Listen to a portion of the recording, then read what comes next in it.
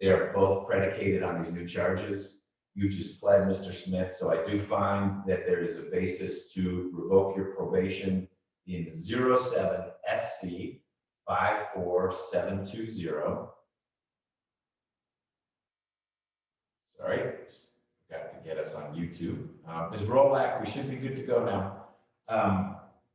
In that case, the one ending in 20, I will revoke 2 years and 6 months and reinstate the balance. And that will run concurrently with your sentence in this new case. And you will get credit in that revocation from February 12th, 2020, moving forward.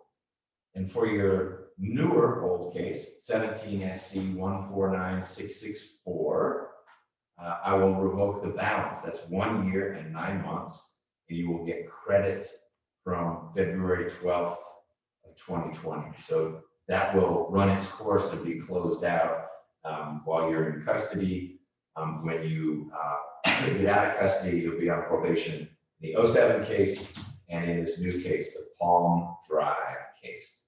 Last thing I think that I've got, Mr. Smith, in normal times, we pass around this indictment and you sign it, Mr. Melnick would sign it. We do as little passing as possible. Do you authorize me to sign your indictment indicating your guilty plea? Mr. Melnick? Yes. Ms. Hall? Yes, Your Honor. Great, I will do so, and we'll get your final disposition out in the next day or so, Mr. Smith. Ms. Hall, anything else in Mr. Smith's cases? Nothing further from the state, Your Honor. Officer Brown, do you need anything else? Yes, I do request that his attorney can chat his current address and phone number. And I also need to know which county the defendant will be residing once released. Can I just tell you, is that okay? I mean, we're all alone in the courtroom and I'm not on the Zoom link right now. His address will be 2034 Cannon, Cannon Court, College Park, Georgia. The zip code is 30337. And I think College Park can be either Fulton or Clayton County, but I'm pretty sure that's Fulton County, right? Okay. Great.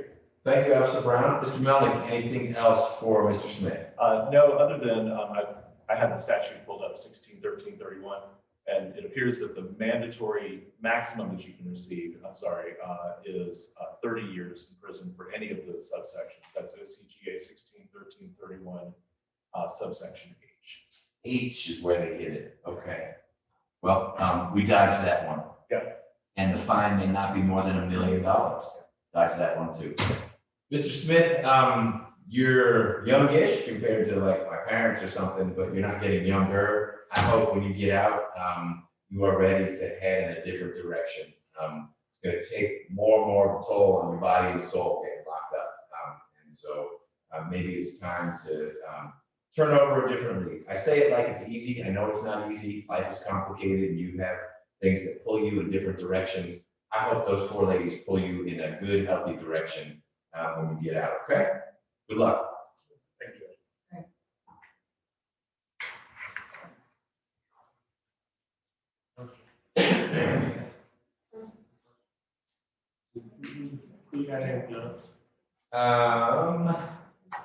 Why don't, any reason we shouldn't do Mr. Holly?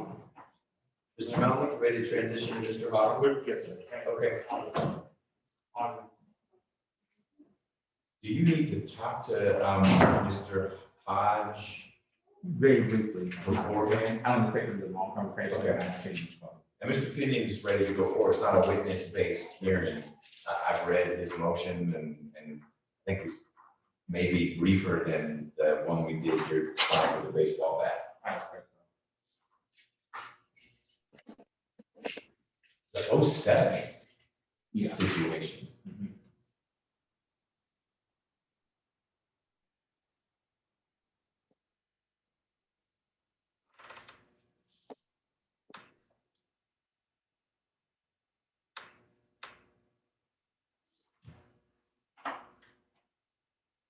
The case that which Mannix heard before Judge Markle, where someone under 18 got life without parole. And now, I think it's the Southern Circuit filed a bunch of motions saying this needs to be addressed, not okay. They want a hearing about effectively, it's not to do the trial. The young man was found guilty, but to work through the aggravating factors that would have prompted Judge Manson's deceased. But it's going to be interesting. The state is reluctant to engage on it, but it's I mean, we have changed in the problem. I think that's more. So I thought if they were under 18, they could not get life without parole. There has to be certain findings. I think, I don't know, I don't want to do it right now. It was real interesting to read the motions. And certainly something we need to work through. Mr. Holly. John. Hi, how you doing? Are you ready, Mr. 14? Okay. Ms. Hall, you ready to talk about Mr. Holly's case? I am, Your Honor. Let's do just that. It's position 1. It's 19 SC 167302. And Mr. Holly, Mr. Melnick tells me that you're prepared to enter a plea in your case today. Is that correct? Okay. The way that's going to work is that Ms. Hall, who should be on the screen in front of you, she's in the upper right-hand corner, just gave you a nice wave. She's the prosecutor handling your case. She's going to put you under oath in just a minute. And once you're under oath, you'll be answering some questions. Most of them come from her. Some will come from me. You need to answer those truthfully. Part of being truthful would be letting me know if you don't understand what we're talking about. So if at any point things get confusing to you or not going the way Mr. Melnick described, you let me know. Great. And if you cannot hear at some point because Ms. Hall is talking to us over the airwaves, let me know that. She's going to let us know if she can't hear you. All right, let's get started.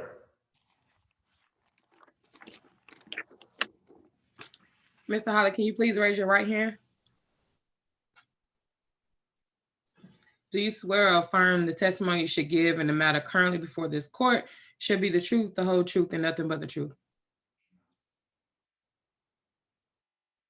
Can you put your hand down? I'll need you to speak up a little bit. I can hear you. That microphone needs to hear you a little better so that then Ms. Hall can hear you. Okay? No one's going to yell at you for yelling. All right. No. You understand, Mr. Holly? Yes, ma'am. Okay. Can you please state your true, correct, and legal name? Are you at this time taking or under the influence of any alcohol, drugs, or medicine? No, ma'am. Is there any medication that you normally take that you have not been given today? No, ma'am. How old are you and how far have you gone in school? I'm 28 now. I went to 11th grade. Are you able to read, write, and understand the English language? Yes, ma'am.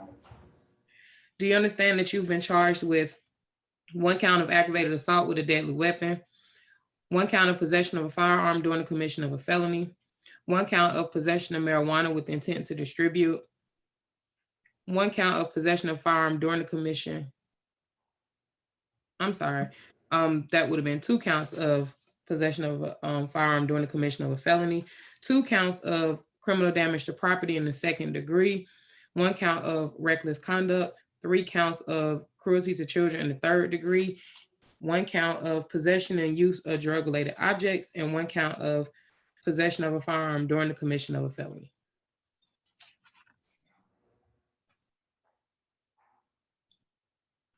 Do you understand? Okay.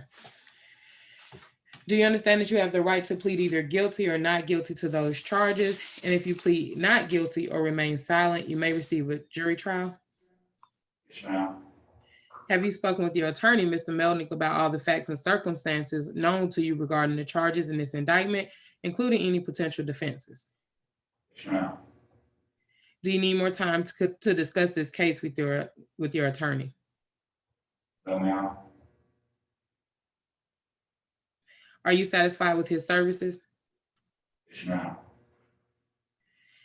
Counsel, do you waive formal reading of the indictment? Yes. Do you waive any and all defects in the indictment, including with respect to the defendant's name? Yes. Do you waive moving forward on a copy of the indictment? Yes. Mr. Holly, has your attorney advised you of the minimum and maximum sentence to the charges that you're pleading to? Yes, ma'am. Minimum and maximum for aggravated assault is 1 to 20 years to serve. Minimum and maximum for possession of marijuana with intent to distribute is 1 to 10 years to serve. Maximum for possession of a firearm during the commission of a felony is 5 years to serve. Minimum maximum for criminal damage to property in the second degree is 1 to 5 years to serve. Reckless conduct is 12 months to serve, as well as cruelty to children in third degree, and possession and use of drug-related objects, and possession of a firearm by a convicted felon is 1 to 5 years to serve. Do you understand, Mr. Holly? Yes, ma'am. Do you understand that this is a negotiated plea of guilty, which means the state will recommend to the court a sentence of 10 years to serve 3 years, a stay away from the incident location, and restitution in the amount of $500. But the court does not have to accept that recommendation. The court can sentence you to the maximum on each of these charges and can run those sentences consecutively or one after another. Yes, ma'am. Do you understand this is permanently recorded on your criminal history? Yes, ma'am. Do you understand this plea may be used to enhance sentencing on other convictions in this jurisdiction as well as other jurisdictions, including the federal courts? Yes, ma'am. Do you understand if you're currently on probation or parole, your probation or parole may be revoked based on you entering a guilty plea today? Yes, ma'am. Do you understand if you're placed on probation of any kind, you cannot violate any criminal laws of any governmental unit or any special conditions of probation without being subject to revocation for the balance of the sentence? Yes, ma'am. Do you understand that you're not allowed to possess or use a firearm while on probation? Yes, ma'am. Do you understand if you're not a United States citizen, a guilty plea conviction will affect your immigration status and will result in deportation, just as a conviction at trial would? And this is true regardless of any advice by your attorney or anyone else. Yes, ma'am. Do you understand there may be other adverse or unfavorable consequences as a result of this guilty plea conviction, just as there would be following a conviction from a trial? For example, your guilty plea may affect your right to vote, your right to hold public office, the right to serve on a jury, the right to obtain a passport, the right to receive, possess, or transport a firearm, or the ability to obtain employment. Yes, ma'am. Do you understand that by pleading guilty to a felony, if you use, receive, possess, or transport a firearm, or use a firearm in a crime, you will be guilty of a felony, which may carry a sentence of 1 to 15 years in prison? Yes, ma'am. Do you understand that you waive any and all defenses, including any mental health defenses, by entering a plea of guilty? Yes, ma'am. Do you understand that if you went to trial, you would have the right to a trial by jury, the right to see, hear, and confront witnesses called to testify against you, and the right to remain silent and not incriminate yourself? Yes, ma'am. Do you understand that by pleading guilty, you're giving up the following rights: the right to a trial by jury, the right to remain silent and not incriminate yourself, the right to confront witnesses against you, the right to the assistance of counsel hired by you or to court-appointed counsel, the right to the presumption of innocence, the right to testify on your own behalf and to present other evidence, the right to subpoena witnesses and compel the production of evidence, the right to have the charges against you proved beyond a reasonable doubt, and the right to appeal if convicted of these charges after a trial? Has anyone forced, threatened, or promised you anything to get you to enter a guilty plea? Oh, no. Is it your decision to waive these rights and enter a guilty plea because you're in fact guilty? Yes, ma'am. How do you plead to the charges of aggravated assault with a deadly weapon, 2 counts of possession of a firearm during the commission of a felony, 1 count of possession of marijuana with intent to distribute, 2 counts of criminal damage to property in the second degree, 1 count of reckless conduct, 3 counts of cruelty to children in the third degree, 1 count of possession and use of drug-related objects, and 1 count of possession of a firearm during the commission, by a convicted felon in indictment number 19 SC 167302. Yes. Is this guilty plea freely and voluntarily given? Excuse me, I'm sorry. Is this guilty plea freely and voluntarily given full knowledge of the charges against you?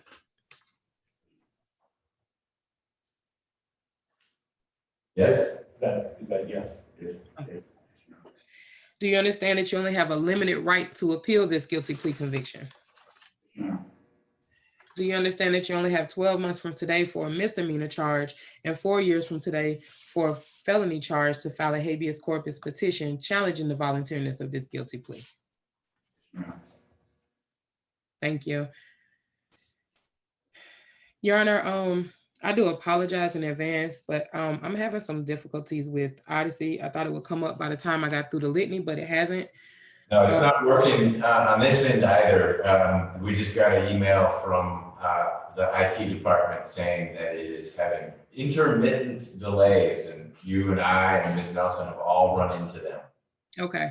Well, I'm gonna wing the facts, the statement of facts from what I know from the case. I don't have the address to put on the record, but it was in Fulton County. If anyone has that, that can help me with the address. But That was directed. I can get it for you. Just, you can go ahead and I'll get the address. oh, okay, thank you. And Mr. Melnick, can you tell me the date as well? I'm sorry. Yes. April 16th, 2019. Yep. Thank you. Okay. Your Honor, had this case proceeded to trial, the state would have proven that on April the 16th, 2019 in Fulton County, officers were flagged down by a witness who said she had witnessed a shooting in an apartment complex. When they investigated this case, they spoke with about 4 or 5 different witnesses, one being Miss Mia Ware, who stated she was outside of her apartments by her truck when she heard the defendant and the victim, Mr. Coffey, having a dispute, at which point gunfire started to erupt. She pulled her daughter from inside of her truck onto the outside where they took cover. There was another witness who was pretty much standing kind of in the middle of the parking lot, who just laid down with her child where she was at while the shooting went on. What investigators found out was that the victim, Mr. Coffey, went to this apartment complex because he's a local mechanic, and he was fixing on one of the witnesses' vehicle when the defendant came over to have a conversation. That conversation became a dispute, at which point the defendant went back to his car, retrieved a gun. The victim started to leave the apartment complex, at which point the defendant started to shoot at his car. The victim did shoot back. In this case, officers went to and arrested the victim and the defendant, who were both identified by all of the witnesses that were on the scene that day. Ultimately, the state chose not to move forward with the victim's case, as we felt like he was returning fire in self-defense. Your Honor, no one was hit by a bullet. There were cars that were hit by bullets. There was a GMC truck and another vehicle, that a Nissan Maximum, that was also damaged in this incident, Your Honor. One victim has decided she don't want to have anything else to do with this case, including restitution. Another victim, Miss Corrine Andrews, her windshield and her side window was damaged. She ended up paying $500 in a deductible for that. I do understand the defendant will be, if you accept this recommendation, he will be serving time, but I still would like to put the recommendation on the record if that is something he's able to do later once he's out. But that is the total that she spent on her vehicle. When the defendant was arrested, there were drugs found on him. I can't give you the details of it because I don't remember without looking at the summary, but that is all from the state, Your Honor. I'm gonna keep trying to pull up Odyssey to give you the details on the drugs that were located, but that was everything else on the shooting case. Judge, I can fill that in. I don't have the actual discovery, but I was reading through it as yesterday, and I had gotten the file from Mr. Franklin, and he was going to remind me that I would have. So I don't have the address where this incident location took place, but we do agree that it took place in Fulton County. I don't think there's any question about that. Yeah, if it was where Ms. Ware lived at the time, then it was on Collier Drive. I don't think that's it. I thought it was Skipper Place Apartments, I think that's. but that may just be where one of the people, Ms. Andrews, whose car got shot up, is from Skipper Place. I know that it's an abandoned apartment complex. And then the other address that shows up a bunch of times in the indictment is Chapel Road, 147 Chapel Road. Three of the witnesses. Pardon me? I think that's Mr. Coffey's address. No, he's Gardner Road in Mapleton. He's from Mapleton. But I think that the kids who had to hit the ground, their address was Chapel Road. And so if they were at home, then that's where it happened. But I will note that other than Mr. Coffey's home address, which is not in Fulton County, all the other addresses for the victims, to include those who lived at whatever mystery apartment complexes are Atlanta Fulton addresses. And as far as the marijuana goes, Your Honor, so what happened was Mr. Hawley arrived on the scene in his sister's car, Jeremicia Hawley, and the marijuana was actually found inside of Miss Hawley's vehicle, which Mr. Hawley had abandoned because he ran on foot away from the scene. So that's the factual basis for the marijuana charge. And if I remember correctly, it was less than an ounce of marijuana, but it was packaged separately. So for purposes of this plea, we are agreed that there's a factual basis for the possession of marijuana. Okay. Not the central concern of this set of facts, but thank you for fleshing that out. Okay. And yes, that is correct, Your Honor. The car situation. Excellent. I'm sorry. That's all right. Officer Brown, what can you tell me about Mr. Hawley and criminal history? I know he has one conviction because it's alleged in the indictment. At least I expect he has one.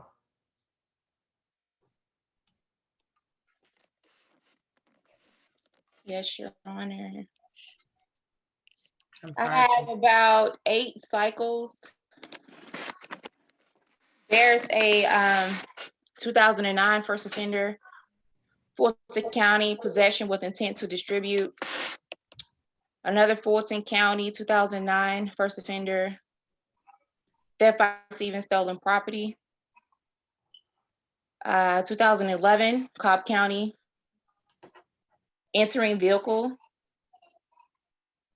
2012 Fulton County, possession with intent to distribute marijuana. Another 2012 Fulton County, theft by receiving stolen property. Another 2012 Fulton County, theft by receiving stolen property. 2014 Fulton County, entering vehicle, possession of tools to commit crime, theft by taking. And a 2017 Fulton County, possession with intent to distribute marijuana. That was the lead charge, and that probation is still open, Your Honor. Nothing further. Thank you. Is the 2017 case the only open case?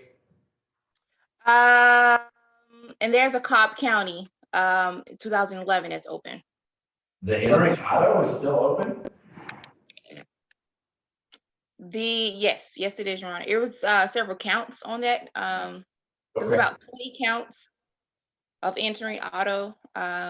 Yes, and that probation is still open. Okay. How much time remains on the 2017 Fulton County case? 4 years. Exactly. 4 years exactly. All right. Thank you. Yep. Okay. Mr. Mellon. So, Your Honor, we came to this agreement. I must have missed that part. What was the agreement? What is the state recommending? 10. Oh. Did I? Oh, I'm sorry. Said you skipped it. You may have said it, but I was waiting that as I heard more about the facts and the amendment, what the state was going to recommend. 10 to serve 3? I don't, oh, yes, 10 to serve 3 for the aggravated assault, 5 years suspended for the possession during the commission. 10 serve 3 on the marijuana with intent. And the end result is 10 serve 3. Yes, or 5 serve 3 for the criminal damage and the by a convicted felon. Got it. Okay. So, Your Honor, Mr. Franklin had this case before me, and I was also, he interviewed Ms. Maya Ware, who was a witness, and really the primary witness to this incident. And her recounting of the facts to me made it appear that Mr. Coffey was actually the primary aggressor in this case. So Mr. Hawley would have had a legitimate self-defense case, self-defense claim, I should say, as it relates to count 1, which is obviously the most serious count. Obviously, the fact, the case indictment includes the cruelty to children counts. Based on my reading and of the witness statements, 2 of the witnesses, I know Mr. Franklin was never able to locate. I was never able to locate them. The addresses and phone numbers that were provided in discovery were not good. I had an investigator go out there, and the individuals were no longer there. But the one witness that I was able to interview, Ms. Ware, said that Mr. Coffey was firing at Mr. Hawley, and Mr. Hawley was actually running away, and that's why his vehicle was still present on the scene and was able to be impounded and searched and all that kind of thing. In fact, there was a search warrant for that vehicle that was part of the discovery. He has no violent history, Your Honor. As you can see, I mean, he's, I'm not saying that he's a perfect angel, but he has no serious history.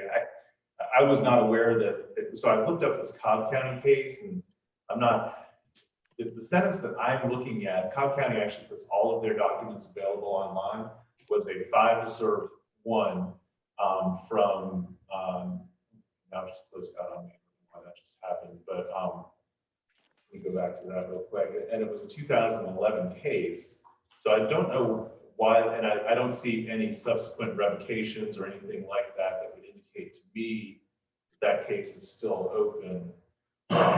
Just so you know, and just so Mr. Hawley knows, I know it's really not germane to what we're doing right now, in all honesty, but that's the sentence that I'm showing out of Cobb County. Okay. Well, they'll catch up with them if they have a reason to believe maybe the counts got stacked or who knows. Yeah, that's not what I'm seeing. But in any event, Your Honor, Mr. Hawley has employment available to him upon his release, and he has family here that depend on him for support. And this is a negotiated disposition based on some sort of disputed facts. We would ask that you accept the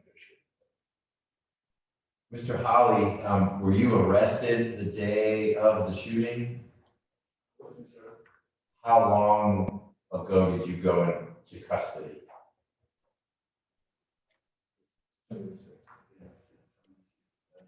Of last year. So you've been in for a year. You weren't arrested, maybe not identified right away in this case. Is that correct? Okay. All right. Ms. Rolak, is there anything that any of the victims in this case wanted to share? Good morning, Judge. No, Judge, none of the victims wanted to make a statement. Okay. And then Ms. Hall, you were saying something about restitution, and it sounded like only one of the individuals whose cars were damaged, and I guess there was a deductible. Excuse me, looking at, was that Ms. Ware and the damaged Yukon, or was that? That was Miss Andrews, and that was damage to the Nissan Maxima. Okay, and that was the $500? Yes, yes, Your Honor. That's stipulated too, Judge. That was part of what I agreed to when I negotiated this case. Okay.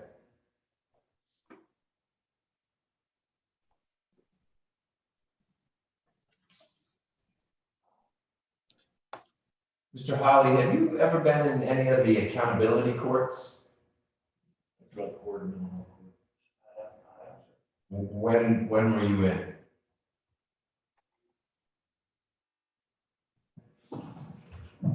I was actually in, mental health court.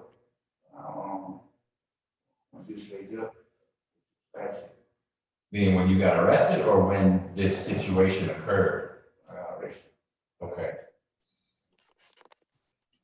How long had you been in VHTC?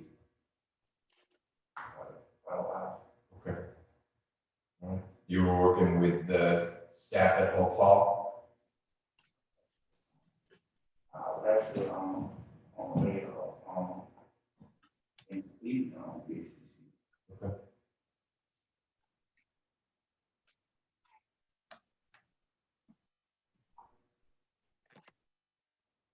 And what was the dispute between you and Mr. Coffey? Why were you guys angry at each other? It was,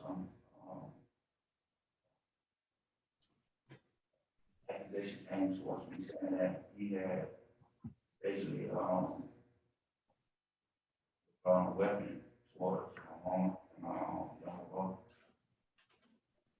And, I just, when I seen him, I did approach him on a level of respect and asked him what happened with that situation. Oh, so you heard from someone that Mr. Coffey had pulled a gun on your mom and your younger brother. And so when you saw, did you know he was at this place or you just happened to see him there? We just happened to see him What were you doing there? hanging around. Okay. So you went up to ask him about, confront him about what you had heard about? Okay. And what did he say? He, again, you know what I'm saying? He reacted on the level of hostile. Okay. And then ultimately you guys both had guns. Was your gun in your sister's car or was it on you? Was it her gun or your gun? All right. Do you have any questions about anything we've talked about? Well, Mr. Holly, I find there's a factual basis for your plea. I am confident that both Mr. Franklin and Mr. Melnick talked to you about how dangerous this situation was, regardless of who shot first. There were kids around, and you don't control where the bullets go. You could be aiming where Mr. Coffey is, and it hits off the side of a car, and there's a 4-year-old girl with a bullet right in the chest. I mean, you are lucky, you may not feel lucky right now, that we're talking about no one got hurt. Because once you start pulling the trigger, who knows what's going to happen. That's serious stuff. You weren't supposed to have a gun in the first place. I don't know what Mr. Coffey was doing there. I don't know what he did to your mom or your younger brother. But this got out of control in a way where, fortunately, the worst thing that happened was that people's cars got shot up. But not an okay way to handle it. I also find that your plea is knowing and voluntary. Voluntary means no one's forcing you to enter this plea. You may not be real excited to be here, but you've decided after talking more with Mr. Melnick that this is probably the right way to work your case out. Is that a fair statement? And a knowing plea is just simply one where the defendant, you understands, knows what's going on. And you've told me you don't have any questions about anything. You feel like you've understood what we talked about? We say for the most part. Is there something that anyone talked about that you don't understand? Okay. Anything you want me to explain? All right. Well, Mr. Holly, Mr. Melnick wisely pointed out that this is the first case where you have gotten in trouble for doing something violent. The rest of your criminal history is kind of lengthy. It's been drugs or property crime, breaking into a car. You were maybe driving a stolen car. I don't know what the theft by receiving charges were. Those are also pretty old, so you stayed out of trouble for a little while. But you've taken it to another level. You're gonna go to prison for a while because of this. It's not a surprise.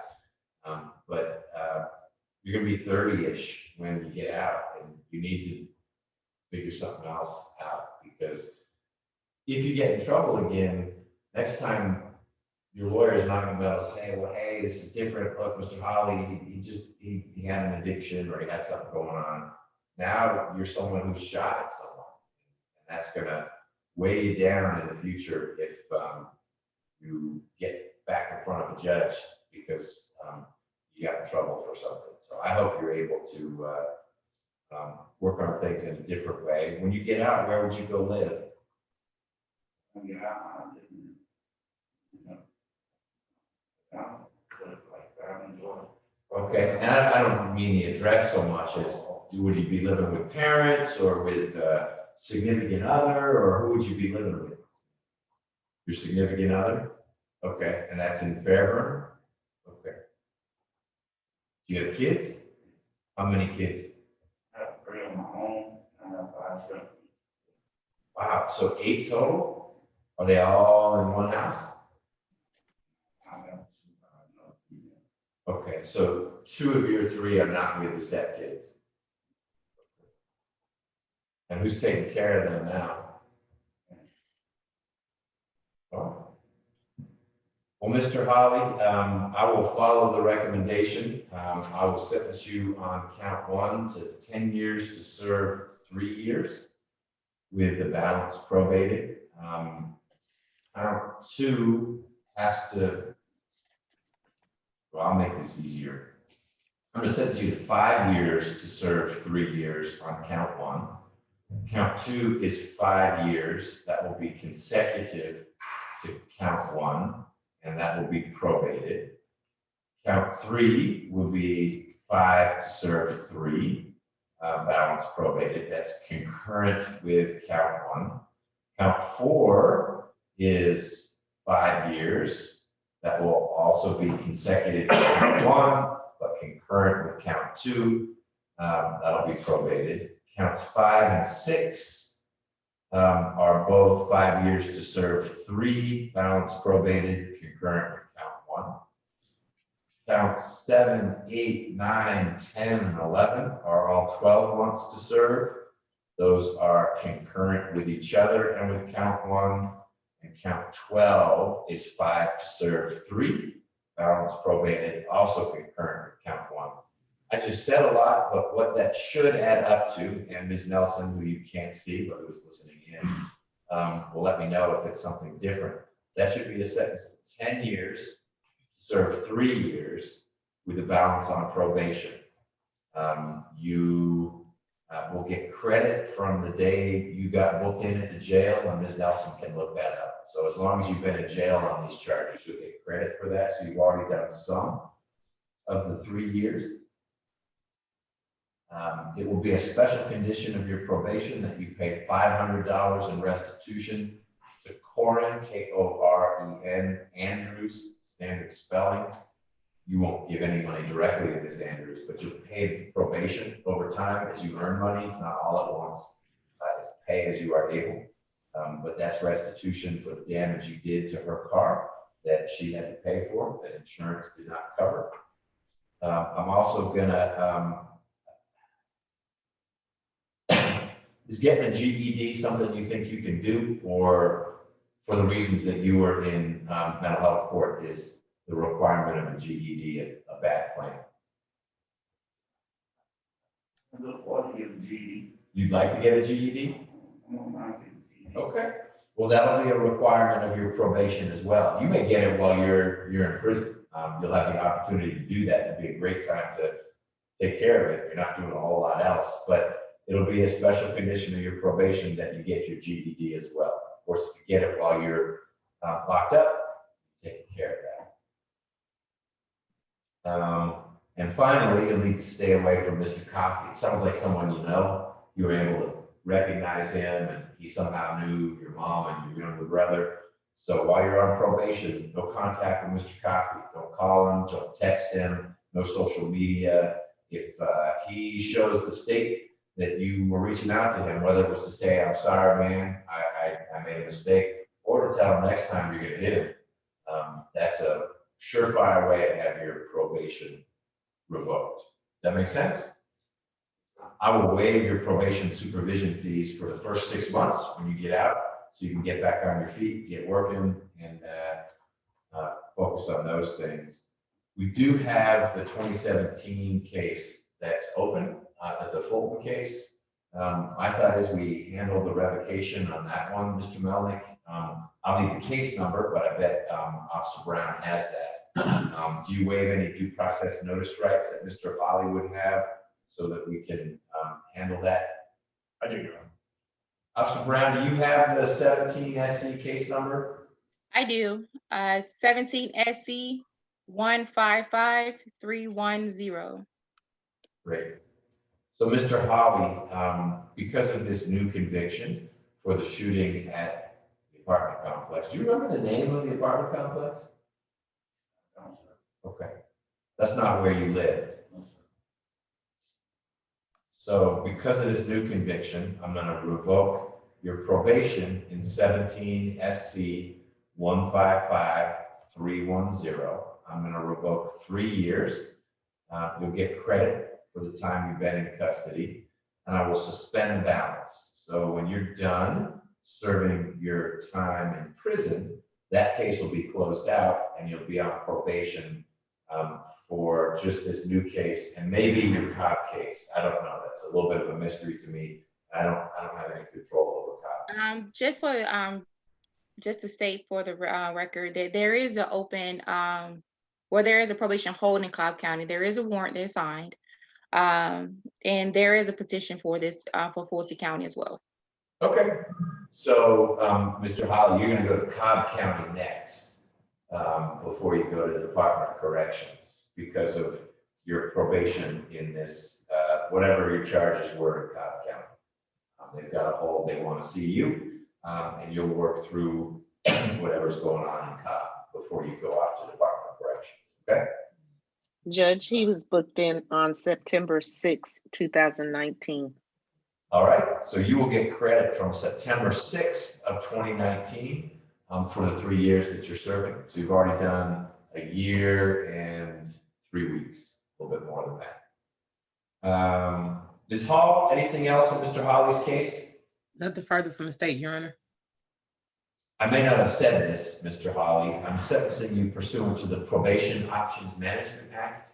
And what that means is that when you get out and you're on probation, if you have trouble while you're on probation, but it's small trouble, like maybe you test positive once or twice for marijuana, or you miss a meeting with a probation officer, you and probation will work through that. You don't have to come see me. But if you catch new charges, or you're around Mr. Coffee or anything like that, that comes back to me and we'll work through that. Mr. Melnick, anything else in Mr. Holly's case? No, Your Honor. The last thing I have then is Mr. Holly, this is your indictment. It's a copy of your indictment. Normally, I would have you sign the indictment indicating your guilty plea. Mr. Melnick would sign it, and Ms. Hall would sign it. We'll try not to pass pieces of paper around now. Do you okay me signing the indictment for you, Mr. Holly? I'll do that. Mr. Melnick? Yes, Your Honor. And Ms. Hall? Yes, Your Honor. Good. I already signed it. So we're all set, Mr. Holly. I will sign your final disposition, which is your sentence today or tomorrow. And that will allow the sheriff here to let Cobb know, then come get you. And if Cobb says we're not going to come get Mr. Holly, then they will let the Department of Corrections know. Mr. Franklin, did you have something you wanted to add, or you're just stretched? Okay. Permission request information, Your Honor. Yes, ma'am? The county that the defendant will be residing once released. Sure. So will it be the 2319 Browns Mill Road? What will your address be? It will be 4321. Harvard Walk, Harvard Walk? Harvard.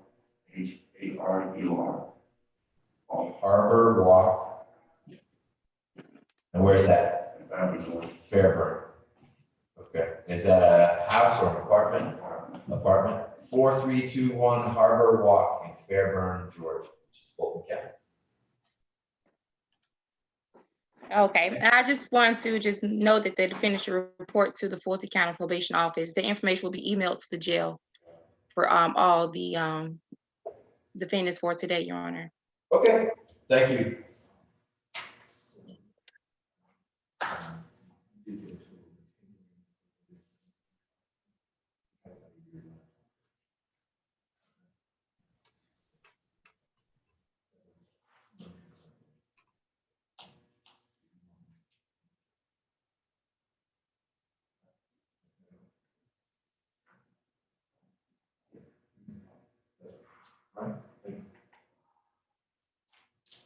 That's it. Thank you.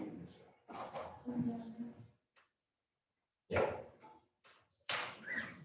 Thank you. So I think the only one I have left is the Sandra Spice. Yeah. We don't need to take down, we're good. We take your break. We can chat with Ms. Spice.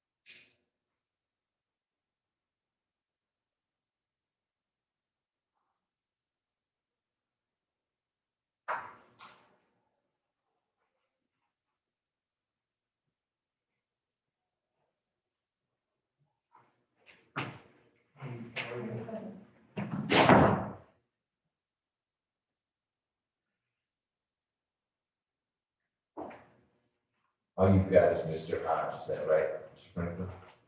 Yes. Hey, Ms. Hall, can you hear us? Yes, Your Honor. Great, we're gonna chat with Ms. Spikes. Hello, Ms. Spikes. Hi, you doing, sir? I'm all right, how are you doing? Fine. Ms. Spikes, today was the day for your final plea. Mr. Melnick told me that it looked like things were coming together, but that we should just have a group conversation, you and your lawyer and the prosecutor who's on the screen in front of you in the upper right-hand corner, so that we can understand what's going on. So Mr. Melnick, why don't you get us started? So, Your Honor, the agreement that we have is a sentence of 4 to serve 1 credit for time served, which would essentially be a time served sentence. What we have agreed to, and you can probably see, I got into this case fairly late in the process, but when I spoke with Ms. Spikes, it seemed to me that she would benefit from behavioral treatment in court. And Ms. Hall has agreed to that.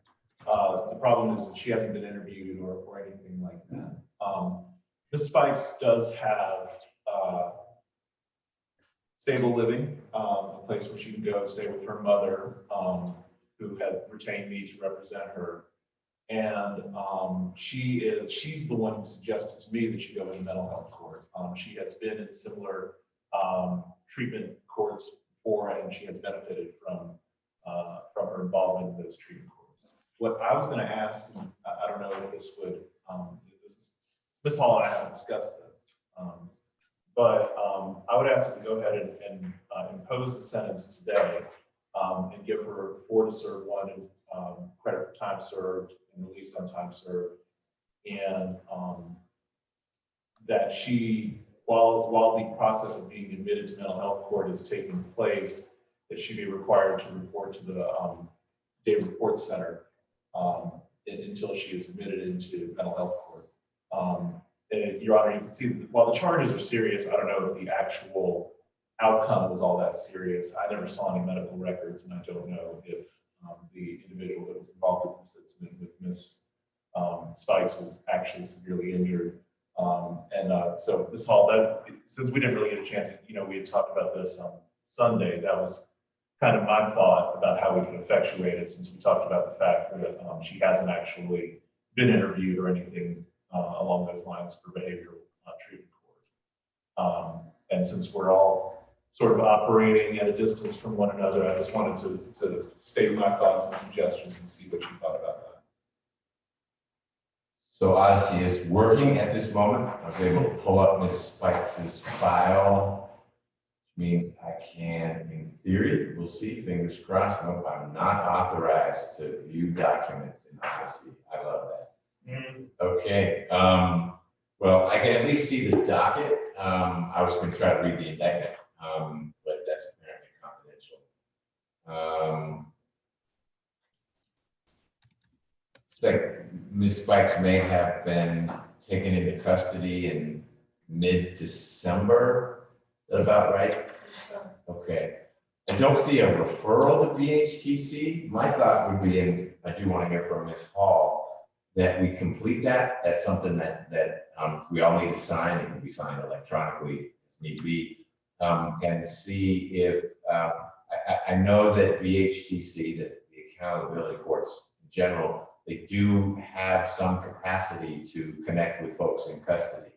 And so if we get the referral to them, then we could hear from that team what the expectation would be as to when they could meet with Ms. Spikes. Ms. Spikes, do you have a diagnosed mental health condition, or you simply feel that that's a better fit than just plain drug court? No, I have a mental health problem. Do you take medication now? Yes, sir. For what? Bipolar schizophrenia. Okay, then BHTC might be a perfect fit. And we should explore that. My thought would be, let's see what time frame they suggest. And if it's too long because you're in custody, then Mr. Melnick, we ought to explore your idea and see what we can do with that. But if they're not doing in-person evaluations, then having Ms. Spikes not in custody doesn't really change that a whole lot. But we need to ask them. But the very first step would be the commitment that I would see from the state and from Ms. Spikes that she would want to be a probation track participant in BHTC. In other words, the result of her plea in this case. That is what we had discussed. I think it was track 3. Am I correct about that, Ms. Hall? So we don't Yes. use the numbers anymore. Oh, sorry. That's okay, because they are confusing, and there was a track that was numbered that was a track we don't like anymore. So there's diversion track, which would be in lieu of a plea, and if it's successful, case goes away. And then there's probation track, which would be either it's because there's a plea entered in its condition, or probation is modified, so revocation or modification. So this would be the probation track. Ms. Nelson can email you the referral form. There's a new standard form that you need to fill out, and then Ms. Hall would sign it electronically, and then ultimately gets to me. I'll sign it, and then we'll get it to the intake team. Then it'll be on their radar, and Mr. Melnick, you could reach out to Mr. Tucker over at intake to say, what are we looking at procedurally? Oh, it might be 2 months, too long, and we'll get back together. Okay. Okay.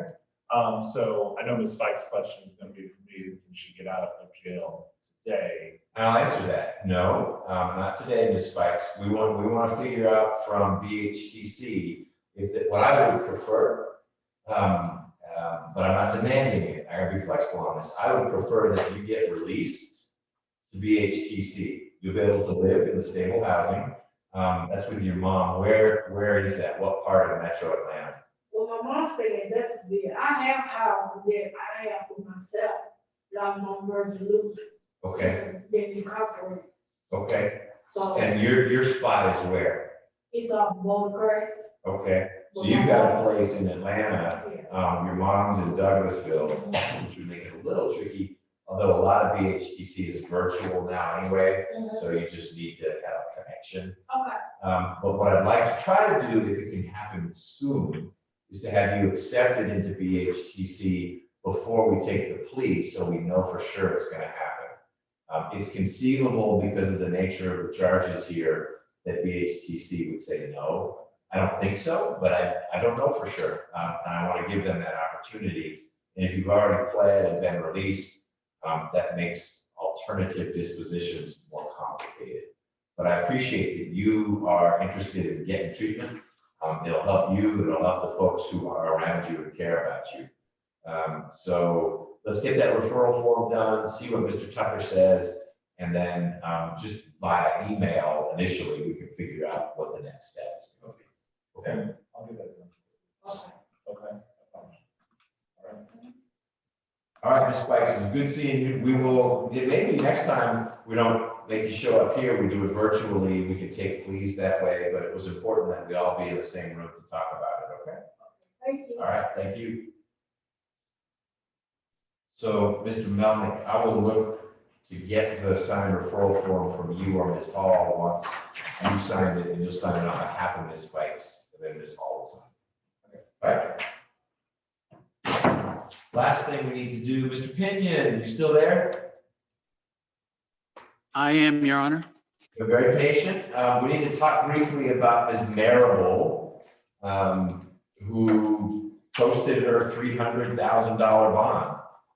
But if I'm remembering correctly, and if Odyssey wants to, it still may say I'm not authorized, so it won't help. But I think the hangup is she posted a $300,000 bond for not all of the counts because it was built up of the complaint or an earlier version of the indictment. And so we need to talk about what to do with that. And I didn't want to do that without you, Mr. Pinion. So Mr. Melnick, tell me what you understand the situation to be. So what my understanding, this is long before my involvement in the case, is that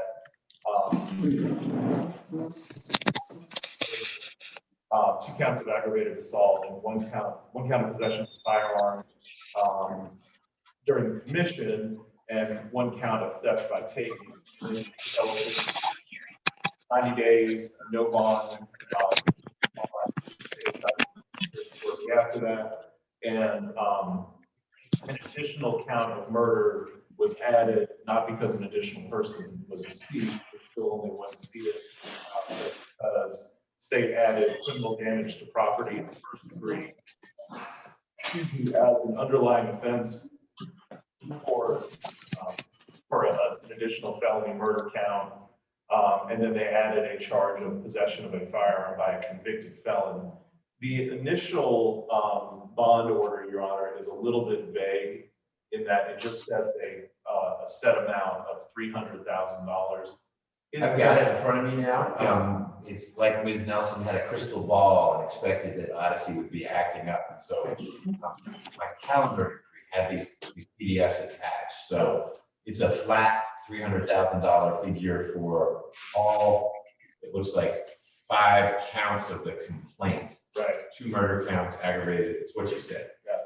And so I will also point out that part of that bond order was a 24-hour curfew and an ankle monitor.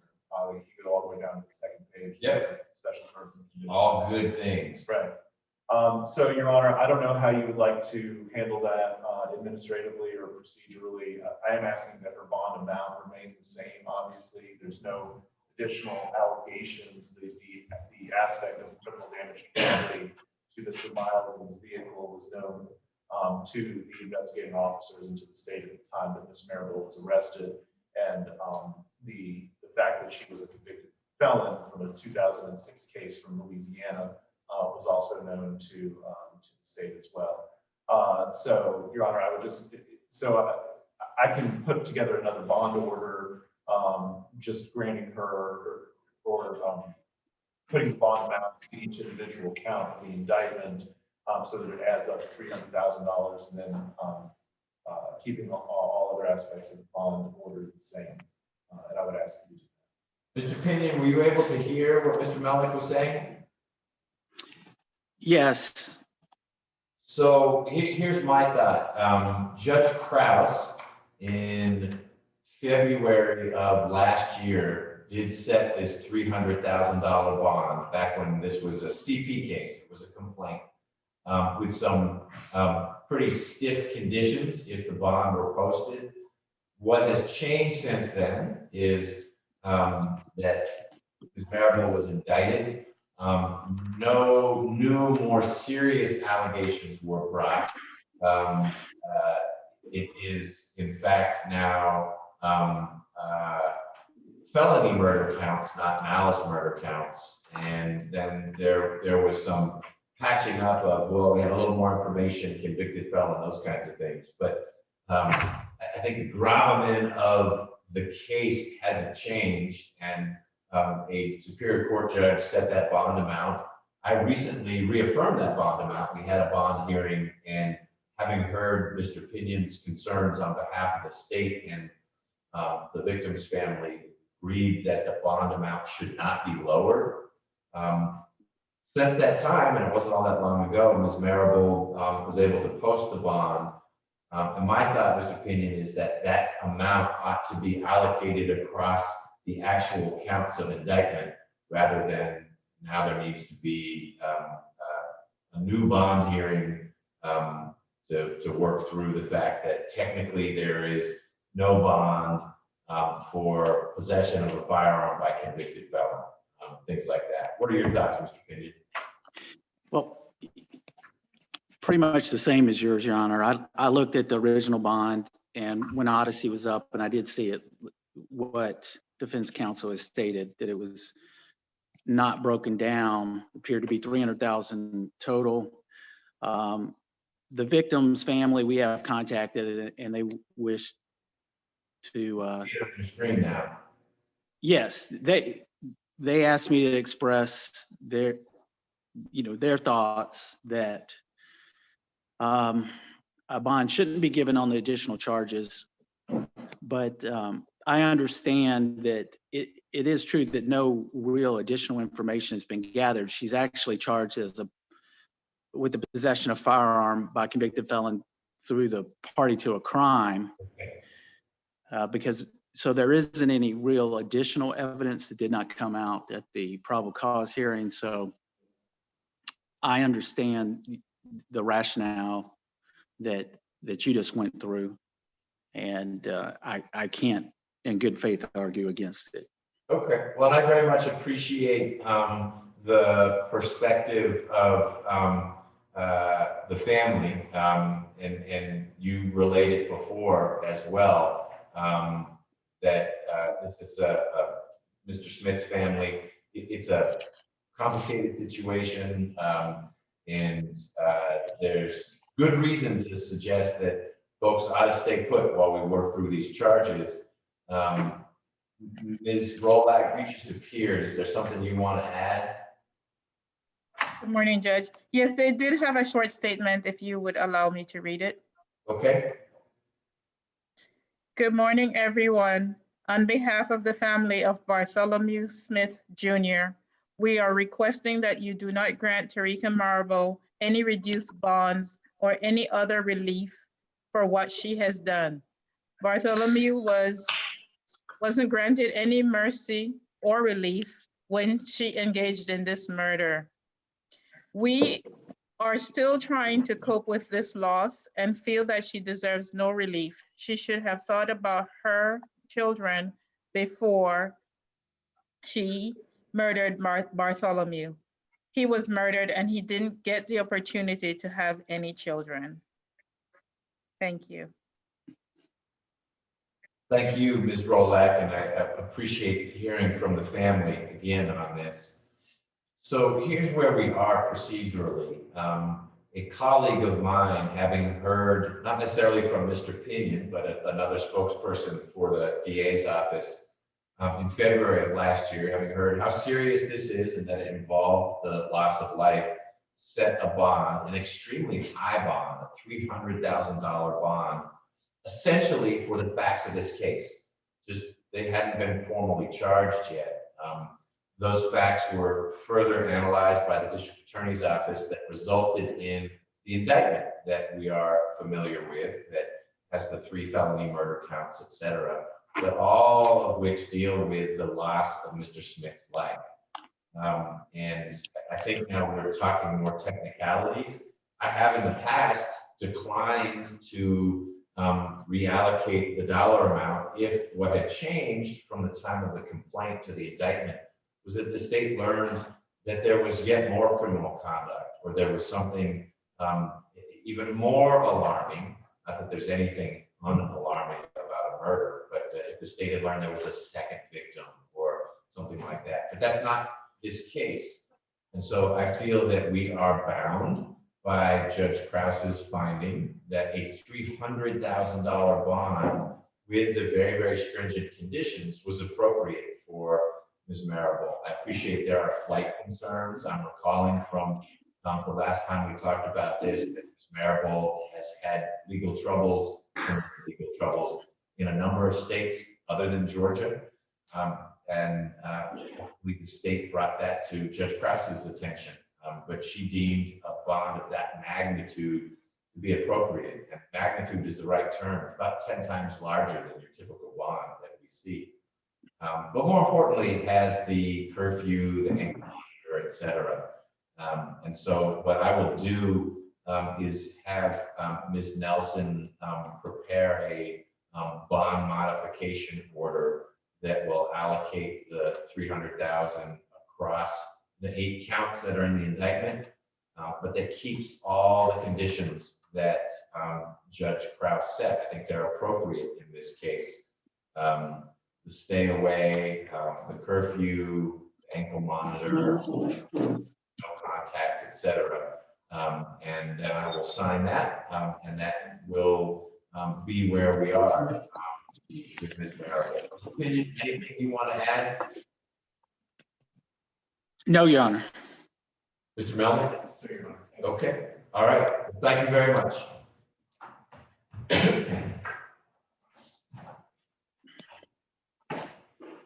And with that, we will shift to Mr. Hodges. You should be the last gentleman back in.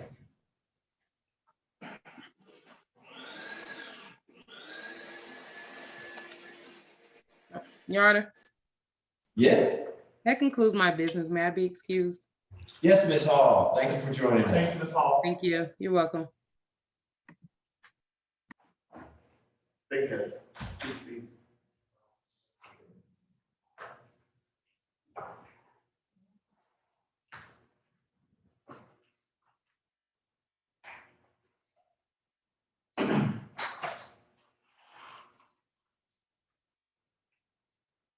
Mr. Payne, how's the audio for you when you say like it? I can hear you. Okay. Sounds like he's back. Not timing.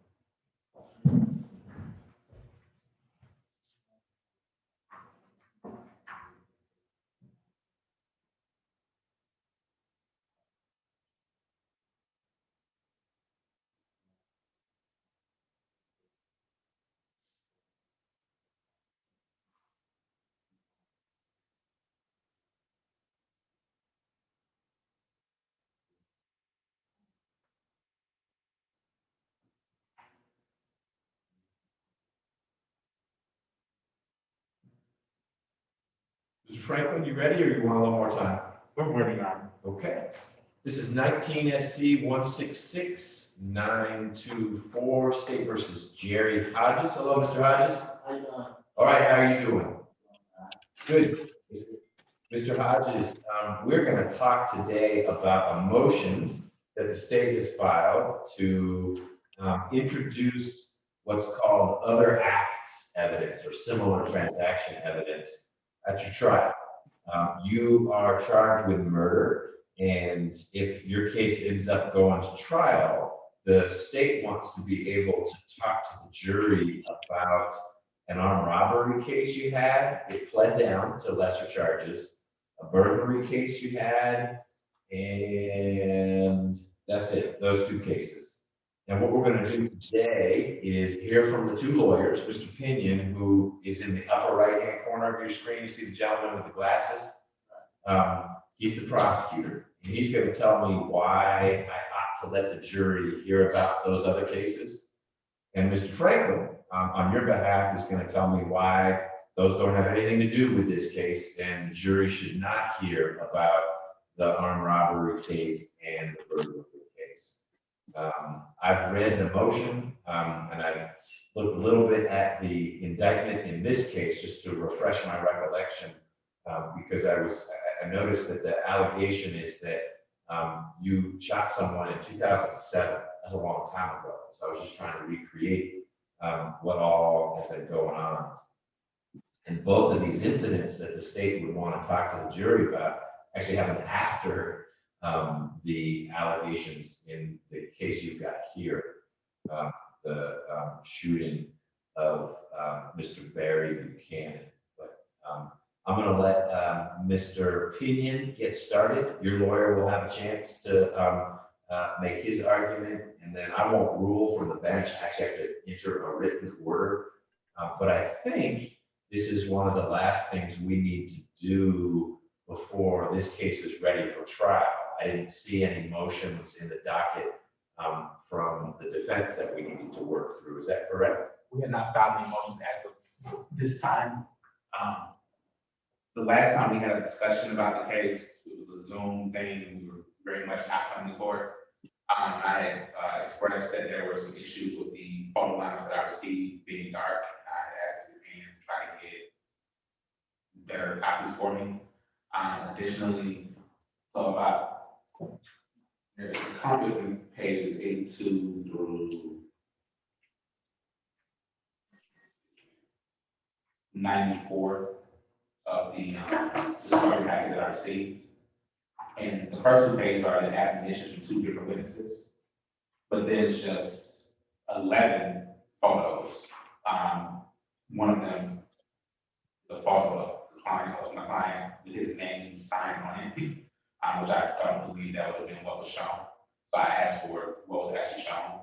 I still had not received that, so I hadn't filed anything challenging my application because I wasn't, one, the stuff was dark and I couldn't. Sure. So you don't know. I wasn't sure if it was shown dark, and that's what I'm arguing, but I also don't think so because I walked it up to the screen. There's a signature, a writing that just says Jerry in the corner on the side of one of them. Was it a stranger situation? So it would be peculiar for one of the supposed witnesses to sign, to write, not sign, but to write Jerry. Oh, this is the guy, this is Jerry. Correct. Okay. So, and now it was a strange situation. I believe the ID was That was the girlfriend of the roommate, or the roommate came correct, home. and it wasn't made until 11 years later. Thereabout. Okay. So they certainly wouldn't have known the name or anything. Yeah. 11, 12 years later. Okay. So, Mr. Pinion, it's important we're talking about this. Tell me what you know about getting more photo lineup information to Mr. Franklin. We will need to work through the admissibility of that important evidence. I think there was fingerprint evidence as well, but that merely put Mr. Hodges' hand at the scene, not a gun in his hand or anything like that. Well, Your Honor, what I'll have to do is contact the the officer, it was Officer Zimbrick, I believe, that showed the lineup. And actually, I think it was, It was an officer in yes, it was out of state. Illinois, Indiana, something like that, because the woman was there. Okay. I believe like Buffalo Road or something. I don't remember. Yeah, I think that may have been written after the fact, but I'm not positive on that. So I need to contact the lead officer, and then I believe the person that showed the lineup didn't even know if a suspect was in the lineup. So I'll get an answer on that. Okay. What's a reasonable deadline? I want us to take care of everything we can in Mr. Hodges' case so that when we are back in trial mode, we can get him in front of a jury if that's what he wants to do. And I thought this was a project for you already, Mr. Pinion, that you were supposed to track this down, but maybe not. What kind of time do you need? Well, yeah, this is the first I've heard of this. But I don't know. I doubt there's any documents out there, but I will contact the officers and find out for sure if So So it would be at least two things that you'd be trying to find. One would be as close to the originals as possible of what was shown, because as I'm understanding it, what Mr. Franklin has is a bunch of basically round heads. I mean, you can't make out facial features. So some are like, if I could crack her. Sure.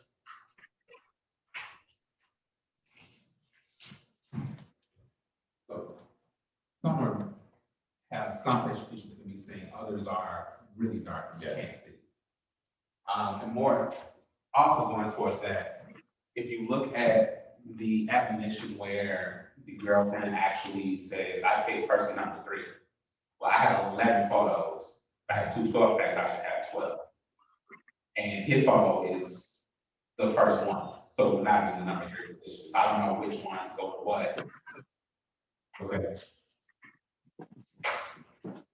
So I guess, Mr. Pinion, there's typically a process that occurs, and then there's a write-up of that process. It's not recorded, and it sounds like Mr. Franklin doesn't have that. Certainly, if you've got it, he needs it, and if you don't have it, I don't know how the poor detective who would be called to testify would recreate what occurred, even if that was more recently than the time of the shooting. It sounds like it was a while ago. So maybe what I'll do is give you a few weeks to figure out how you would prove up the photo identification, and that way you'll know what you've got. And then if you're missing some key pieces, that might be a different reason to for Mr. Franklin to file a motion to suppress. Does that make sense? Yes, Your Honor, and I've gone to my computer to look up the issue on the lineup, and I see it was an officer with the Buffalo Grove Police Department in Illinois that showed the lineup, and he didn't know anything about the case. And I'll get as close to the originals as possible of the lineup that he showed. Again, we're talking past each other a little bit. You keep saying lineup. What Mr. Franklin has, because he handed it to me, it's a stack of 11 photos. So there's not a way to tell if our officer in Buffalo Grove handed them one at a time to the witness. Was there an 11 pack, a 12 pack, 2 6-packs? Don't know. But those are all questions, I guess, that would be asked of the officer if he or she came here to testify at a hearing to suppress the identification. If you know you're not going to use the ID, I don't mean to create work for you, but if you intend to use the identification, then you need to help Franklin and me understand how you prove it up, so that I can work through what would be admissible and what wouldn't. Yes, John, I understand, and I will get an answer to that. That was the first that I could hear what was being said when Mr. Franklin's not speaking at the podium. I'm getting a lag, and I wasn't able to understand that's what was being asked. Okay, well, he was moving in the courtroom as well to show me the photos, but suffice it to say, were those base numbers, those are things you understand that the state put on there, that's not from Buffalo Grove. That's from the discovery packet that I received. So I Okay. assume it's from the So base 84 through 95-ish are these individual photos of young men who were purportedly, whose photos were used in whatever identification process Buffalo Grove PD employed. But there's no description of how they were used. Mr. Franklin was saying that he's got some document that says that the witness picked number 3, but there are no numbers attached to these photos. And then one of the photos that is the defendant, and there may have been 2 of the defendant in there. His name is written on it, so we need to work through why that would be there, et cetera. So questions you would want answered as well, Mr. Pinion. You just need to figure out how they're going to be answered. And there may well be more documentation out there that didn't make it from Buffalo Grove to APD or didn't make it from APD to you. But at a minimum, I'm finding that what got to Mr. Franklin is not sufficient for him to file a meaningful motion to suppress. He could file it, he's not going to be able to say much in it, and then we would have a hearing, and then we wouldn't have what we think exists, and we would have wasted everyone's time. So I'll give you the time you need, but you need to figure out if there's anything more, and if there's not, then you're going to be relying just on the officer's recollections, which will be something we'll need to memorialize in a hearing. Yeah, yes, Your Honor, I can get an answer to that before the end of October, if not a lot sooner. Okay, why don't we say by October 23rd, you have an update to Ms. Nelson and to Mr. Franklin. Your update may be, hey, we found the officer, but he's on COVID leave, and then there'll be more time, but let's set that goal for October 23rd to flesh out the discovery surrounding the photo ID. Is there just one or there are 2?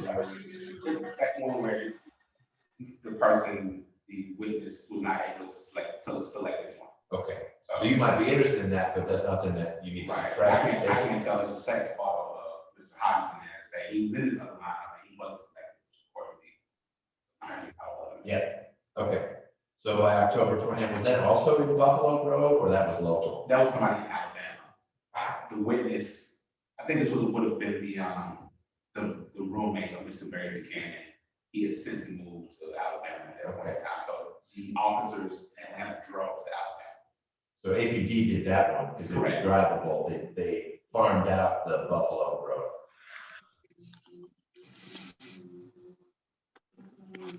All right. So October 23rd, Mr. Pinion, to get us an update on the identification materials. All right. Yes, Your Honor. Great. Let's talk about 404B. Okay. Well, Your Honor, first I was looking at the motion that I filed and I had filed another one that day. And I believe in the conclusion part, I mentioned something about another armed robbery in DeKalb. I think it says a Waffle House, and that does not apply to this case. That was to the other case. And so I asked you to disregard that language. The two similars, well, first, Your Honor, I will just state very succinctly, the case in chief is, as you stated back in 2007, March 16th of 2007. The victim, Mr. Buchanan, was in his apartment, and what happened was there was entry made through a window by 3 individuals, and these individuals started robbing the place and then pointing a gun at the victim. The victim's roommate, Mr. Goodman, came home, and At that point, he saw that the victim was, looked scared and was sitting on the sofa. And then he saw that there was a gun being pointed and another individual that was picking up items in the house, in their apartment, and appeared to be stealing them. At that point, the roommate who had come home ran out of the apartment, and he heard gunshots. What we also have is that our victim, Mr. Buchanan's girlfriend, was sitting in the car outside in the apartment parking lot, and she saw the roommate run out and 3 unknown black males run out, in addition to her boyfriend, who was Mr. Buchanan. She saw, in her words, clearly and a full facial view of the individual that shot her boyfriend and killed him. And that was the lineup she was shown. She said she'd be able to identify the shooter. And she was shown a lineup in 2019, and she picked the defendant out. There was no arrest back in 2007 because that ID was not made till 2019. What got the case going again was, I'm sorry. Somebody started a vacuum cleaner. What activated the case again was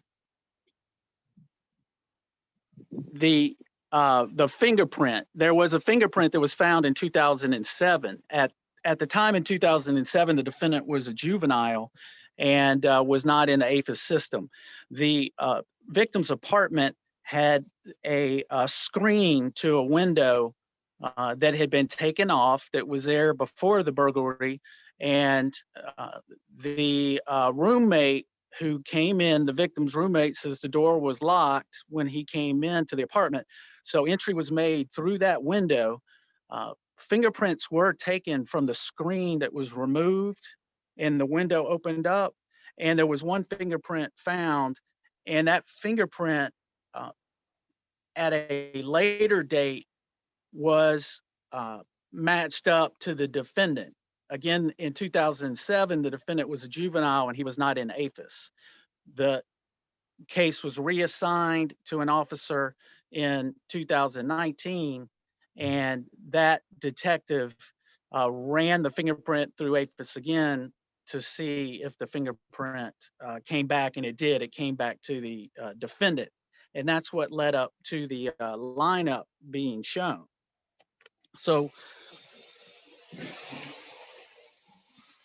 Your Honor, I filed the similar transactions, rather now it's 404B relevant conduct motion, because that was a long time ago. And around that time, the defendant did commit and was convicted of a aggravated assault with intent to rob, and then a separate burglary. And I've listed both of those in my motion. The first one, the aggravated assault with intent to rob case, was committed about May 3rd, 2008, which would be a little more than 1 year in time proximity from the case in chief. That one, which I pled guilty to here in Fulton County, and I have the indictment number listed there. He did enter as a first offender, but his first plea was revoked for violation of the terms of his plea. That involved 3 individuals outside Hamilton Homes Marching, and they were approached by 3 young black males, and that's the exact number of people in the case of chief. It was 3 young black males per the eyewitnesses, and that 2 of them were armed with guns. And one of the robbed individuals at the MARTA station picked the defendant out as one of the individuals with a gun that robbed him and the two other individuals of personal items, money, a purse, cell phone items such as these. This Hamilton Homes MARTA station was only 3 miles as the crow flies. Driving distance is closer to 4 miles from the case in chief, which was at 785 Magnolia Way. That was the apartment location. Your Honor, so personal property was being stolen in both cases. It involved co-defendants in both cases. It was fairly close in time. It was the same type weapon. The weapon is a handgun in both this 404B incident and the case in chief. Mr. Buchanan in the case in chief was shot with a handgun, and the individuals that were robbed at the MARTA station were confronted by the defendant with a handgun, and although the armed robbery was dropped, he did plead guilty to aggravated assault with the intent to rob. And you can see on that indictment that it was the aggravated assault. The aggravated condition was that it was done with a handgun and that the gun was pointed at him. So we have a handgun being pointed by the defendant at the victim in both of these incidents. And Your Honor, I can go on to the second one, the burglary, if you're ready. I'm ready. Okay. Your Honor, the burglary, the defendant also pled guilty to.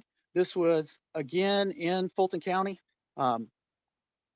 And that incident date was September 6, 2010, which would make it a little bit later. It would be 3.5 years later. But a 404B evidence has been admitted up to close to 20 years later. But this is not a huge time differential. This burglary was at 4062 Esther Drive, Atlanta. And when I Googled that, that comes back to less than 7 miles away from the case in chief. This burglary that the defendant again pled guilty to occurred where the defendant and a co-defendant, again, it was another young male, like the case in chief. And what happened was a neighbor saw this residence being broken into and called the police. The defendant was captured hiding inside of the victim's house. The victim did not know him. This was a stranger's house. And when the police got there and arrested the defendant inside the house, they could see that he entered through a window. And just like the case in chief, something had been removed from the window. In the case in chief, it was a screen. In this case, there was a AC unit in the window, and the AC unit had been removed.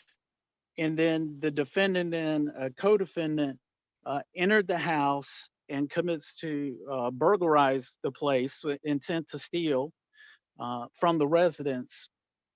And he entered a guilty plea to this. Both this 404B incident and the other, the one at the MARTA station, were done on victims that the defendant did not know. These were both stranger incidences, all three of these, where the defendant attempted to take items from individual that he did not know, and he did them in all three cases with co-defendants. The purpose, and I did list more than one, but the purpose that after studying the law a little more, the state is going to rely on not all the purposes listed, but motive and intent, which is state of mind. Um, and I will go back to the aggravated assault with intent to rob, the first 404B listed. All right, let me stop you first. So you are not arguing identity, No, Your Honor. motive And and intent. correct. Got And sometimes I see the courts will use state of mind and intent interchangeably Sure. when I was looking at the cases. But these show, well, as for the aggravated assault with intent to rob shows the defendant has a state of mind to use a handgun in an offensive way against another individual when he has the state of mind or intent to commit a theft. And that is a recognized purpose. And then as to the burglary, this shows that the fingerprint isn't a mere presence. The defendant was asked by the officer if he had any explanation for his fingerprint on the screen that was taken off, and he had no explanation for that. So assuming the defense is not that the fingerprint is incorrect, then we basically have a mere presence at some point in time there. And this would show that he wasn't merely in present. That fingerprint is there because he had an intent to commit a theft because it's on the screen that is removed and then the window opened and entry is made therein. So it is being used by the state, both these incidences for a permissible purpose. The burglary is actually extremely similar, being that entry is being made into a stranger's residence at both times through a window, and an object has to be removed from the window to gain entry in both of these in both these cases. And Your Honor, we believe that given the age of the case and that these similars are closer in time and in a time period when the defendant would have committed the homicide, this is unusual, the age of the homicide. And we believe that that makes these even more necessary for the state to help show the defendant's state of mind and an intent and actual motive that at closer in time, he did have the motive to commit thefts and the willingness to use a handgun during the commission of thefts. And we do recognize that you have to do a 403 balancing. We have met the first two prongs of a proper purpose and the second of a more likely than not that he committed these 404Bs in that he has pled guilty to them. And then lastly, the 4043 analysis, the state is willing not to mention these in opening statements, to wait for the jury to be given instruction by Your Honor that this is being used for the purpose of motive and intent and not for any other purpose. And we would be willing to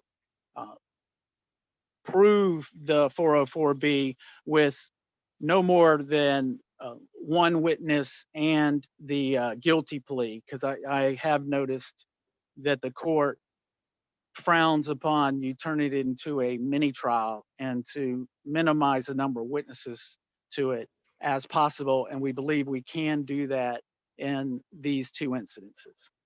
Okay. And that's all at this time, Your Honor. Two questions. When you say the court frowns upon it, meaning this is your review of recent appellate opinions? Yes, Your Honor.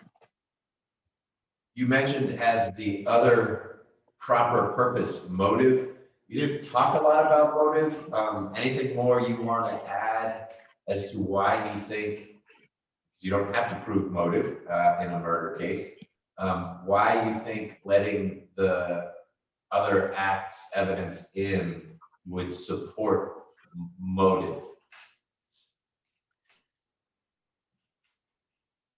I usually think of motive cases coming in. They're actually usually not all that similar. There's a shooting and someone dies, and the state's theory of the case is it was over a drug deal that went bad, and they've got some evidence of that. And in fact, some of the other acts evidence would be drug deals that the defendant engaged in, and that would shore up, here's why he had a motive to do it. This customer of his hadn't paid him the previous 3 transactions. And so that's why he was mad. Or he was the customer, he got flexed by the dealer. But what's the motive here other than, you're taking stuff allegedly that's not yours? Well, that would be the state's contention, that the motive was that he is willing, he has a motive to, or a willingness to steal other people's property. However, when I analyze that, that really does come back to state of mind or intent. So I am willing to just narrow it down to the motive, to state of mind intent as the purpose that we would. I'm not requiring you be to seeking narrow admission. down. Hear a lot about motive and found your comments about intent or state of mind to be the more compelling of the two. But I'll look at it for motive as well. I just don't want to analyze it for a purpose like identity that you're now taking back. I do understand, Your Honor, and I see where there was a particular case, Bradshaw, where motive and state of mind were kind of being mixed, but intent and which is really state of mind as well, appears to be the stronger of the proper purposes. Okay. And I will rest on that. Okay. Right. Thank you very much, Your Honor. I tend to kind of take the factors backwards as we address things, just because I feel that the easiest portion to analyze is whether the state has sufficient proof to prove that defendant, Mr. Hodges in this case, engaged in the extrinsic acts. We have evidence that pleas were entered to these charges, so it's not something I'm going to spend a lot of time on. Though we know that people can arrive at pleas for any number of reasons. I don't think we're in a position to make the strongest argument on that particular portion of the assessment. But I do have a bunch to say in regards to the relevancy. And so the court is familiar that relevancy is essentially a binary concept. Something is relevant or irrelevant in terms of whether it tends to prove the allegations that will be before the jury are more likely or not. And from what I understand of those things about both the armed robbery case and the burglary case that Mr. Pinkney has put forth, is that that somehow because Mr. Hodges was involved in a burglary sometime after the incident in question and a situation that was an armed robbery afterwards, that in and of itself is sufficient. And the things that Mr. Pinion drew his attention towards, to me, just seems like those things which satisfy the elements that are required for someone to be charged with armed robbery or burglary. He mentioned that someone was divested of their personal property, that a gun was used. I don't know how many times I've represented those cases, and you've been practicing longer than me. I'm sure you've seen a number of cases where the allegation is a person used a gun, a handgun, to attempt to take property from someone or actually successfully take property to someone. Similarly, the incident, the burglary that occurred 3 years later involved a couple of people, Mr. Hodges and co-defendant, allegedly breaking into a house and trying to take some items. Again, especially here in Fulton, unfortunately to say, we see a ton of cases where a couple of kids break into someone's house and try to take something. What I think are more important for us, what's the most important thing for us to acknowledge about these cases, aside from the capacity argument, where proof of these earlier cases gives the jury an indication that the person on trial has the capacity to commit an armed robbery or burglary, there's nothing about the incidents that essentially provide a signature or provide any helpful information to say, you know what, because he committed this burglary 3 years later, it's more likely he committed this particular burglary. Because he was part of armed robbery at a water station, nonetheless, that he committed was part of this thing that happened at this apartment complex. Mr. Pinion made reference to the proximity of these locations. I'm not sure how familiar Mr. Pinion is with the west side of Atlanta, but the Magnolia Apartments and Hamilton homes are not a place, they're not places where you can get to very easily by foot. Well, and he did say, as the crow flies, they are closer than if you were navigating it on foot or in a car. So to the extent that proximity makes it more likely, I would argue that these are not, quote unquote, the same part of town. They're both on the west side of Atlanta, but that's about it. This is closer to, the Magnolia Apartments are essentially behind where the Georgia Dome used to be. 6-7 blocks away from that. And Hamilton homes is an exit or so away from where 20 and 285 merge. So that's kind of the distance. Additionally, the burglary case, from what I can recall, stuff that was presented in the motion, it involved the use of a ladder to make entry into a second-story window. No such use of the ladder was brought in. And more importantly, in this case, once the person who was in the Magnolia apartment was confronted, a gun was used to effectuate escape. That's a unique fact. That's not the situation in the prior burglary.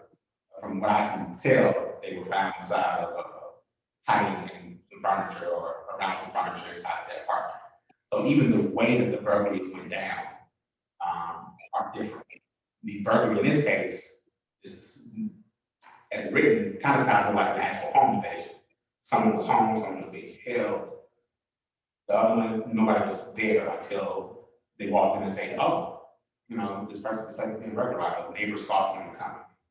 And additionally, I only have the indictment from the armed robberies. I don't have many facts about what that actually was like and how it went down. But the fact that it was at a MARTA station, and that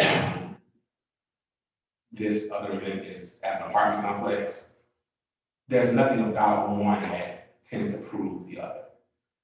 So we believe that not only are the purposes themselves not proper, but there's not a relevance there. More traditionally, from my understanding, tends to go with the person had this situation, we're going to bring in evidence of he owes somebody money. He owes somebody $500. He went and tried to rob somebody else for $500. And therefore, we can see that this other thing may cost him to do the incident, right? There's no evidence whatsoever of motive in that sense.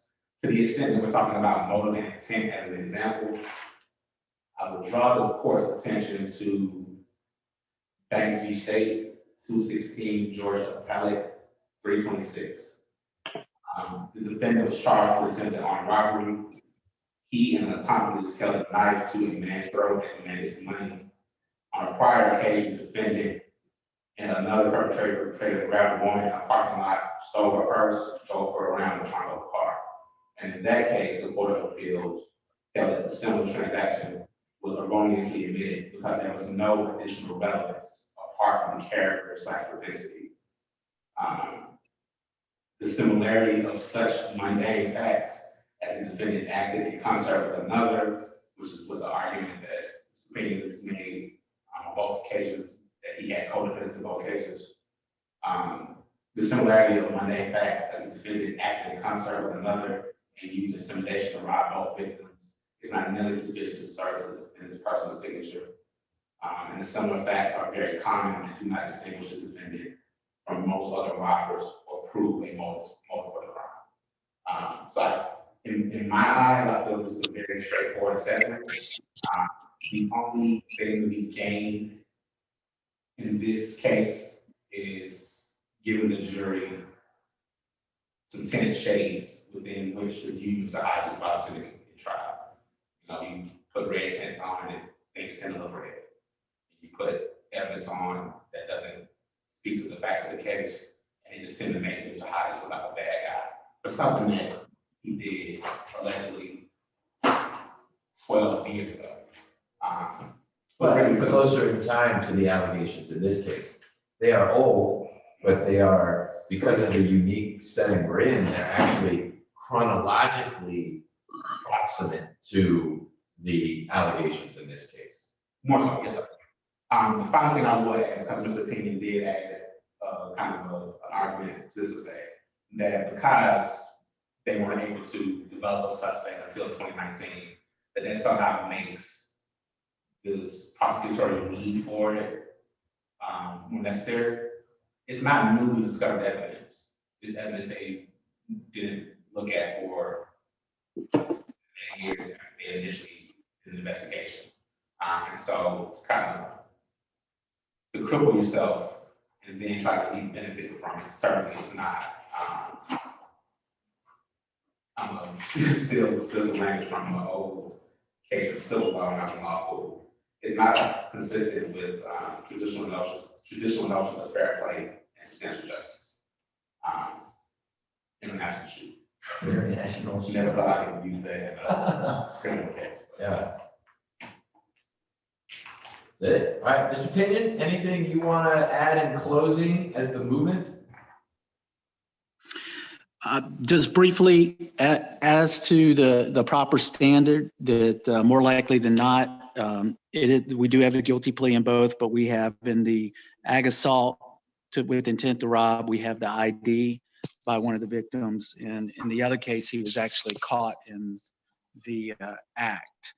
So I think we believe it's go with the proof prong. That's not what I'm going to focus my time on. I think it's going to be the 403 balancing, and in particular, what is demonstrated if these two other acts are admitted. It's probative of what? It's really what we're getting at. And you've articulated well, Mr. Pinion, it's probative of intent. It shines light on the state of mind of this guy, sort of why he does things. Mr. Pinion, Mr. Franklin is saying it's probative of propensity. It shows that he's someone who robs people or breaks into houses, and that's exactly what's not supposed to happen. So I think I got both sides and what I need to work through.